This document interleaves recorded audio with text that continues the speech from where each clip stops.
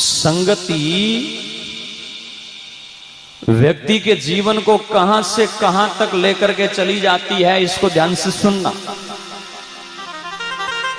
संगत सार अनेक फल मान सरोवर गुंज, हरि हिये शिव सेवरे चरण पखारे गंग।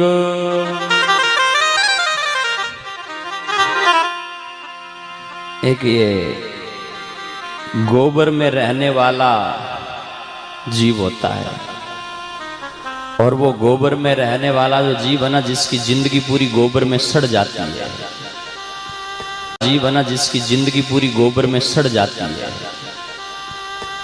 एक दिन वो उस गोबर के कीचड़ में से निकल करके और किसी फूल की संगति कर ली, अच्छे अच्छे फूल की संगति कर ली। अब देखना उसका फल क्या होता है कि उस फूल की संगति करी तो उस फूल को किसी वन माली ने तोड़ा और तोड़ करके उसकी एक माला बनाई। वो उस फूल में ही बैठा है। उस माला को ले जा करके किसी पंडित को दिया, किसी ऐसे विद्वान व्यक्ति को, वेदज्ञ जो है उनको दिया, और उन्होंने ले जा करके भगवान के गले में वो माला पहना दी। फिर वो ही पुष्प ले जा करके और शिवलिंग पर चढ़ा दिए। फिर उसी पुष्प को लेकर के कटोरी में लेकर के छोटे से दिया लगा करके और गंगा जी में बहा दिया। तब उस भंवरे की उस एक्टिविटी को देख करके, उस क्रिया को देख करके एक कवि ने लिखा कि संगत सार अनेक फल।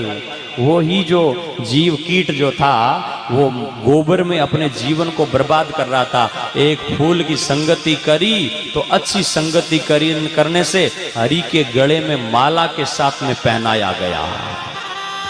फिर शिवजी के सेवरा सिर पर चढ़ाया गया, वो शिवलिंग पर चढ़ाया गया, और फिर जब गंगा जी में गया तो यूं धीरे धीरे धीरे धीरे वो पानी चल रहा है तो फूलों की भरी हुई वो कटोरी जो है वो यूं पानी में डोल रही है। तो उसका एक जो गोबर का जीव है ना, उसका एक पैर जो है ना वो गंगा जी के पानी में बार बार डुबकी लगा रहा है।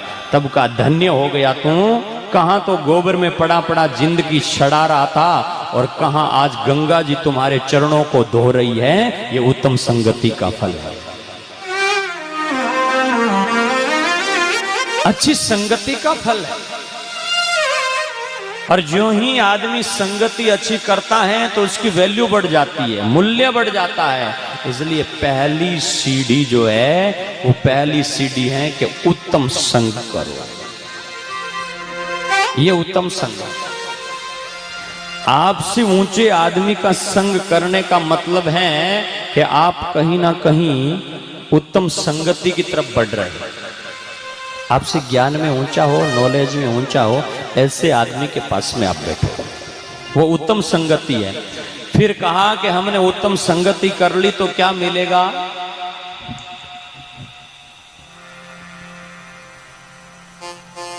जब हम उत्तम संगति के बाद में उत्तम संगति करके बैठ गए तो उत्तम रंग सुरंग, उत्तम रंग लगेगा, और उत्तम रंग लग गया तो उत्तम ढंग सुढंगा,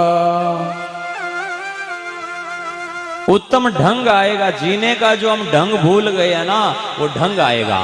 अभी आज मिनख जी तो रहा है लेकिन जीने का ढंग भूल गया है।